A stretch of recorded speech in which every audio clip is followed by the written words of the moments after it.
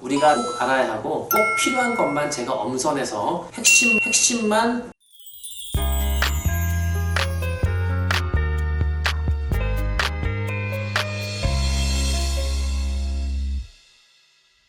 경매 경력 20년 경매 전문가, 꾸준함과 부지런한 경매 유튜버, 쉽고 정확하게 명쾌한에서 홍티와 함께 MPL 재테크의 새바람 NPL 투자, 작은 투자금으로 재미 보았죠. 엄마 아빠 친구들 홍티 경매로 함께 오세요. 빨리 빨리 투자금액 안전해요. MPL은 세금 면제, 싸게 사고 되팔아서 수익금이 창출돼요. 전문 지식 없어도 홍기 따라 투자해요. 성실하게 정직하게 우리 모두 함께해요.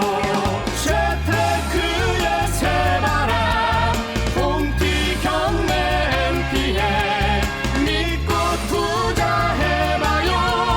홍티 경매 MPL. 안녕하세요, 홍티 인사드리겠습니다. 매번 유튜브로만 인사를 드리다가 이렇게 홍티 경매 유튜브 MPL송으로 만나게 되니 더욱 반갑습니다. 도대체 어떻게 하면 돈을 벌 수 있을까 고민 많으시죠? 정답은 바로 여기에 있습니다. 홍티 경매 유튜브와 네이버 카페에서 항상 강조했듯이 MPL 결코 어렵지 않습니다. 제가 직접 인증해 드렸죠? 누구나 MPL 수익 가능하답니다. 지금 빨리 제 손을 잡으세요. 지금 당장! 투자금액 안전해요. MPL은 세금 면제, 싸게 사고 되팔아서 수익금이 창출돼요.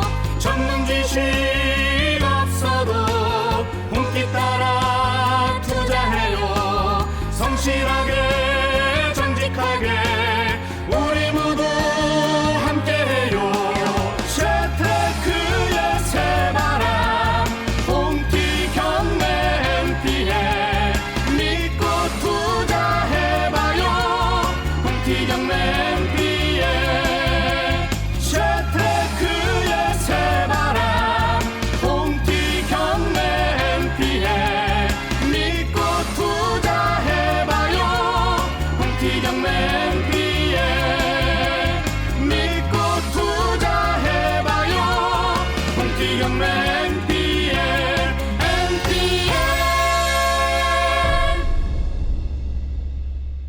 네, 여러분 안녕하십니까. 네, 아장내기 홍티 인사드리겠습니다. 아장내기 유튜브는요, 이제 부동산 경매에 대해서 불필요한 권리 분석은 깔끔하게 쓰레기통에 버리고요. 우리가 꼭 알아야 하고 꼭 필요한 것만 제가 엄선해서 핵심만 딱 집어서 말씀을 드리겠습니다. 또 우리가 함께 공부하고 함께 생각하면서 아, 이렇게 알아가는구나, 유익한 스터디가 될 거라고 저는 생각을 합니다. 경매라고 하면은 보통 분들이 너무 어려워요. 그리고 잘못 낙찰 받으면 큰일 나는 거 아니냐, 그 안에 살고 있는 사람들은 또 어떻게 내보내느냐, 대출은 또 어떻게 받느냐. 실제 여러분들께서 부동산 경매를 시작하게 되면서요, 내 앞에 닥쳐지게 될 모든 것들을 편안하게 홍티가 안내해드리겠습니다. 홍티를 잘 따라서 오시면은요, 정말 유익한 스터디가 될 거라고 생각을 하고요. 2019년 여러분들께서 부동산을 통해서 좀 도약하게 될 그 한 해가 될 수 있기를 제가 기원합니다. 이제 유튜브를 시작하면서요, 2019년 부동산의 태풍에 대해서 제가 세 가지로 요약해서 진단을 해드리겠습니다. 첫 번째는 이제 보유세인데요. 2017년 반포 레미안 이제 퍼스티지 25평을 19억에 매입을 했는데요. 현재는 시세가 이제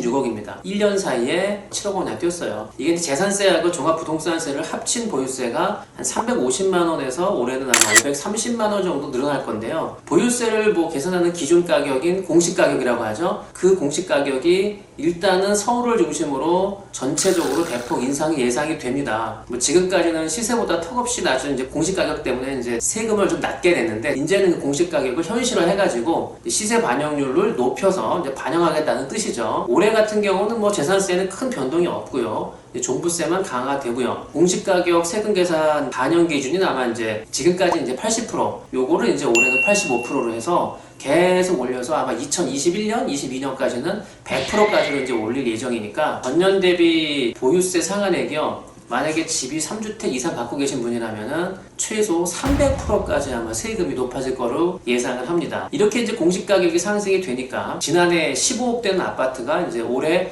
20억이죠. 이게 시세 반영이 되면서 보유세는 424만 원에서 올해 아마 922만 원으로 한 2.2배 정도 늘어날 건데요. 그런데 이제 그걸 다 내는 건 아니고요. 세부담 상한액이라는 게 있어요. 그래서 실제 납부할 세금은 635만 원 정도라고 보시면 됩니다. 근데 이제 이렇게 한 채를 보유하고 있는데 여기에다가 한 채 더 10억 아파트를 함께 두 채를 보유하게 된다면 보유세는 작년에는 1,150만 원을 냈는데 올해는 아마 2,300만 원 정도 낼 거라고 예상이 됩니다. 세금이 많다고 이제 아우성을 치잖아요. 뭐 신문 기사에서도 호들갑을 좀 떨고 있긴 한데요. 20억 하는 아파트 매출이 없다고 가정을 하고요. 그렇게 해서 살고 계시는 분이라고 하면 그분이 세금 635만 원이 많다? 그게 과하기 때문에 생활이 어렵다. 글쎄요. 우리 아장내기 이 유튜브를 많이 듣고 300만 원 월세 수익을 목표로 하는 분들한테는 심각한 아마 상처와 어이없음 이런 게 될 거라고 생각을 하고요. 두 번째는 재건축 부담금이죠. 이제 최근에 이제 강남의 재건축 시장에 재건축 초과이익 환수제라고 여러분들 알고 계시죠? 공포가 좀 커지고 있는데 재건축을 함으로써 집값이 올라가잖아요. 그 집값이 올라가는 그 범위만큼에 대한 세금을 내라는 거죠. 그 환수제에 따라서 뭐 해당 지역의 어떤 평균 집값에 대한 상승분, 그 초과하는 개발 이익이 이제 재건축 부담금으로 이제 다가오겠죠. 그러다 보니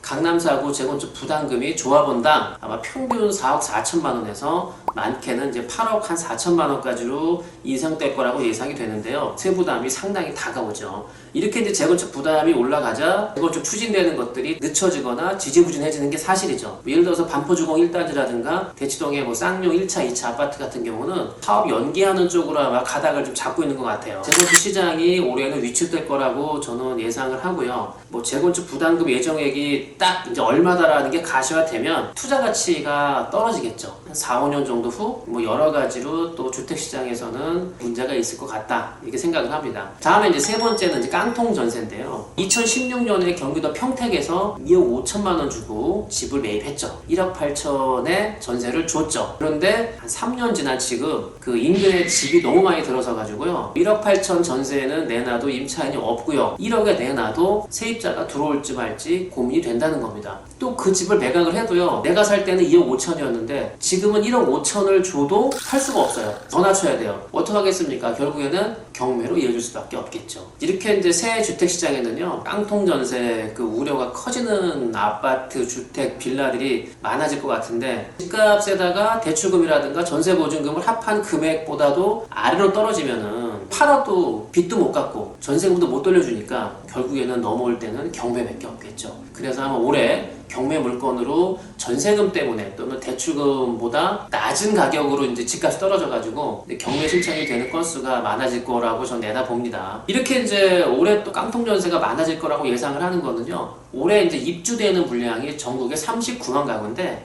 39만 가구 중에 수도권에만 거의 20만 가구가 몰립니다. 그러다 보니까 서울 같은 경우는 뭐 주택 여유가 있으니까 주택 여유가 있다는 거는 주택이 부족하기 때문에 뭘 지어도 나가는 거죠. 근데 서울을 제외하고는 이미 그 지역에서 전세값이 거의 최고일 때 그 전세를 안고 집을 샀던 갭투자라고 하죠. 그런 분들은 아마 불안감이 좀 커질 것이고 문제가 나올 거라고 저는 봅니다. 2019년 여러분들 부동산 시장이 세 가지가 돌고 돌아서 강풍이 될지 아니면 뭐 찻잔 속의 태풍이 될지는 저도 기대 반 우려 반이 있는데요. 여러분들도 2019년 그 부동산 시장이 어떻게 바뀌는지 한번 예상을 해보시고 또 꼼꼼하게 기사도 보시면서 또 여러분들이 추구하는 그런 수익, 부동산 경매로 많은 이익을 받기를 바랍니다. 여기까지 할게요. 오늘 여러분들 안녕.